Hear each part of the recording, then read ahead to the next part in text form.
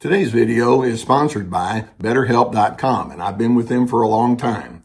BetterHelp is an online platform where we found that you can effectively communicate with your therapist. Now, you begin by filling out a questionnaire, and then you'll be matched with a therapist within a couple of days. And if that match isn't ideal for you, you can certainly make an adjustment there. Now, you're going to be encouraged to journal, and also they have the availability for group therapy on a wide array of topics, and I really like that. So as the need exists, go ahead and take the necessary steps to get the help that you need. And just know that BetterHelp has a 4.5 rating on Trustpilot, so it indeed is a platform you can trust. There's a link below the video that will take you there.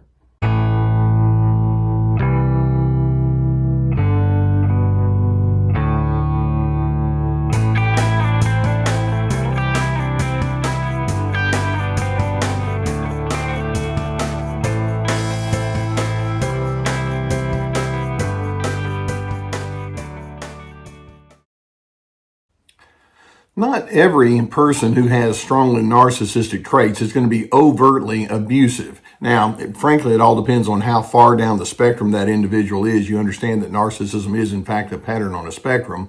But the pattern of narcissism itself has so many inherent characteristics that lend itself to abusiveness that it's hard for them to refrain from being that way the further or the more deeply you get to know them. One of the things that we want to see is that narcissists have very predictable tactics when they go into their abusive space. And it's important for you to understand that because you see, they want to make all of their problems all about you when in fact it's not. Now, before I get into it, I'm going to share with you 10 of the most common tactics that are in their playbook that they're going to throw towards you. But I want you to understand what they already carry on the inside of themselves that causes them to be predisposed to be this way in the first place. For example, these individuals have a very poor understanding of boundaries. They don't respect who you are, and they want to superimpose who they are. They have a serious need for dominance. They've got to be in that upper superior position over whoever is going to be in their inner circle. Or else you just don't belong as far as they're concerned if you can't go along with their dominance. They're very fear-based. Now, the vast majority of narcissists will balk at that one and they'll say, no, I'm not fear-based. Yes, you are. As evidenced by strong defensiveness, that's fear. Or the inability to trust, that's fear. Or the strong inclination to keep secrets or to be evasive or to tell lies, that's all fear-based. They can be paranoid. That's their fear. In addition, their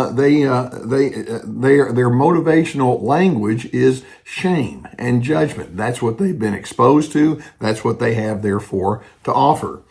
They have very poor coping skills when they go into their abusiveness. It's their way of saying, I don't know any other way to deal with my problems except to go mean. They've never figured out how to have a civil, decent discourse with other individuals.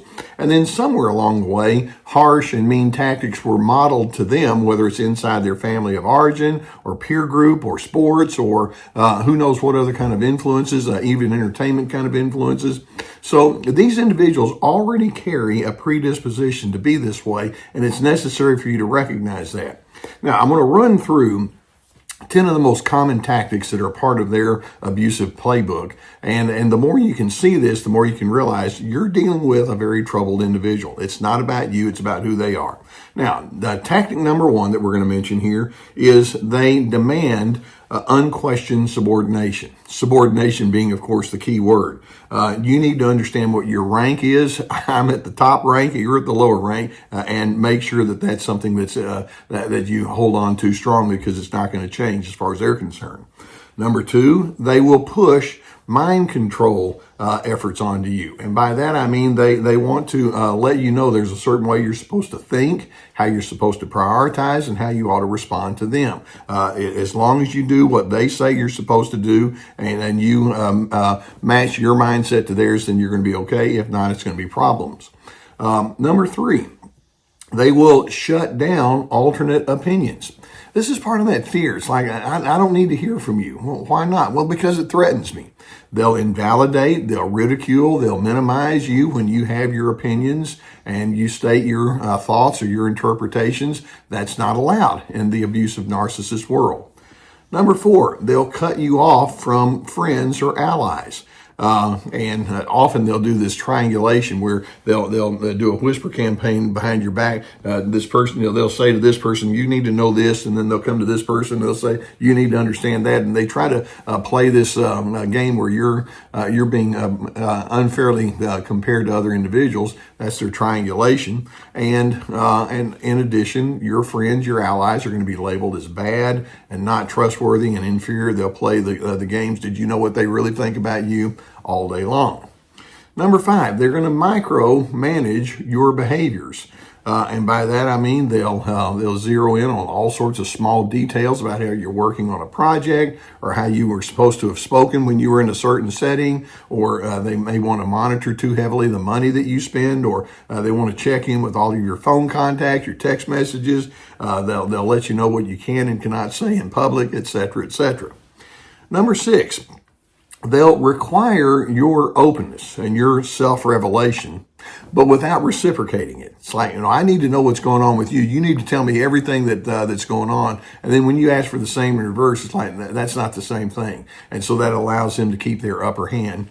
And then number 7, and this is part of the abusive pattern that's so common, they'll use their anger to intimidate you and keep you in line. And sometimes that anger can be furious. They can go full bore in their aggressiveness, the shouting and cursing and name calling. You'll regret ever coming after me. And they can be so intimidating that it's their way of saying, if you think you're going to be different, I'm going to make it so miserable that you're going to think twice about that. And the anger is a very strong, I hate to use the word necessary, in their mind, necessary tool to keep you in line. It's very dysregulated, and it speaks strongly about the chaos that they're carrying on the inside.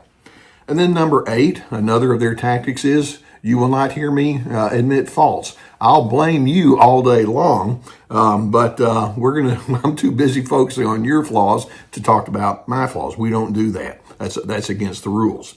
Then number 9, they'll show you no compassion or kindness. Now, from time to time, they may do a little love bombing kind of thing, or show a favor and all. But even then, sad to say, it's got a hook on the backside of it. It's part of an exploitive or manipulative scheme. But keeping in mind that judgment and shame is their psychological currency, they don't go into the space of love and kindness and affirmation in any kind of real way.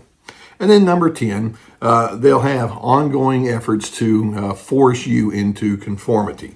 They'll give you unsolicited advice. They'll be very dictatorial in discussing issues. They don't offer choices. They just say, here's the mandate, let's get after it and do it. You are not free to be who you are.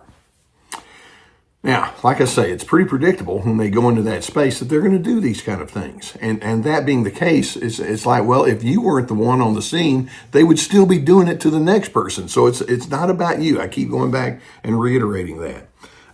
Keep in mind that when you spot these tactics, this illustrates that you're dealing with somebody who's in a great deal of personal pain. Now, they won't put it that way, but when they have all of this dysregulated emotion, what they're saying is it's torment inside here. And they give torment to you because that's what they carry on the inside of themselves. Now, part of their narcissism is they feel entitled, but I hope you can understand the entitlement is part of their compensation for the fear of being a nobody. I have got to be a real strong somebody, and I've got to be a force to be reckoned with. Well, why is that? Because I have to be. My ego requires it. Well, what about just including me? No, I can't do that. Their entitlement actually is just a cover. They're compensating for all of this hidden insecurity. And in fact, we can say that they're exceptionally insecure and underdeveloped. They have no confidence that you will take them seriously unless they use brute force to force you to take them seriously.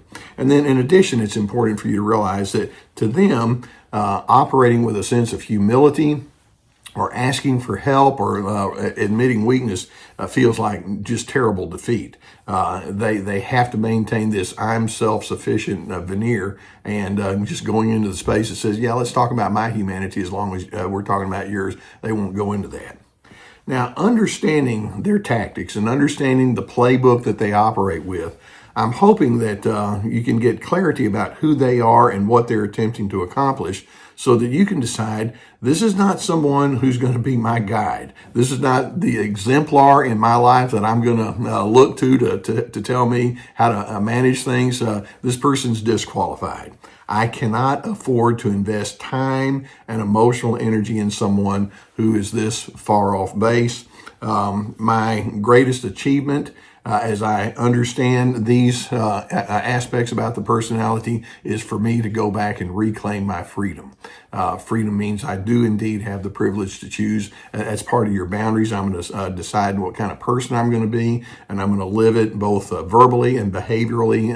I don't want to be anything other than what I was meant to be, as opposed to being inside their mold. And then I'm hoping you can remind yourself, here on Team Healthy, we stand for dignity, respect, and civility, and that's what you're going to go for. Abuse is not natural. It's not normal. You were made to be loved. You were made for decency, and I'm hoping that you'll hold on to that for all it's worth. And then when the narcissist continues to draw from their playbook with these tactics that I'm mentioning, I'm hoping you can remind yourself, it's good to know where they're coming from, so that I can latch on with other individuals who are going to join me on Team Healthy and live according to reasonableness and decency.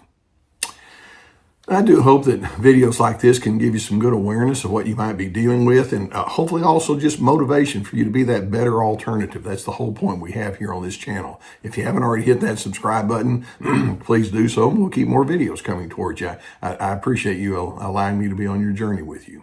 Now, you know, I've been sponsored for years by the people at BetterHelp.com. There's a there's a link below to their, button beneath the video, to their website to answer a few questions, and I'm hoping that as the need is there for some online therapy, that you'll make yourself available to that. I'm a big believer in having other individuals help you along the way, so that you can move forward and be the person you were meant to be.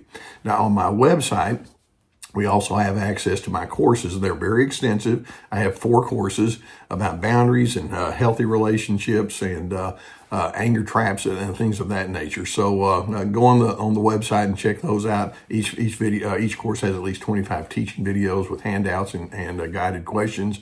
Also on my website, we have webinars, which are 90-minute presentations on a wide variety of subjects, along with my articles, my books. We have lots of resources. That's what we're here for, and I'm hoping you can find it to be a very therapeutic aspect of your growth.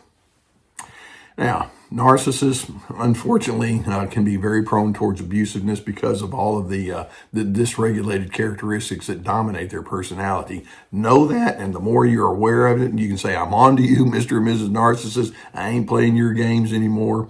And in doing so, I'm hoping it can prompt you to say, I want to be an objective person, and I want to be around other individuals who do, in fact, know the nature of love and goodness and decency, because you see, I want to be a person of peace, and I'm on a mission to find that, and being with a person who's as chaotic and dysregulated like the narcissist is not going to get you there. I'm committed to peace.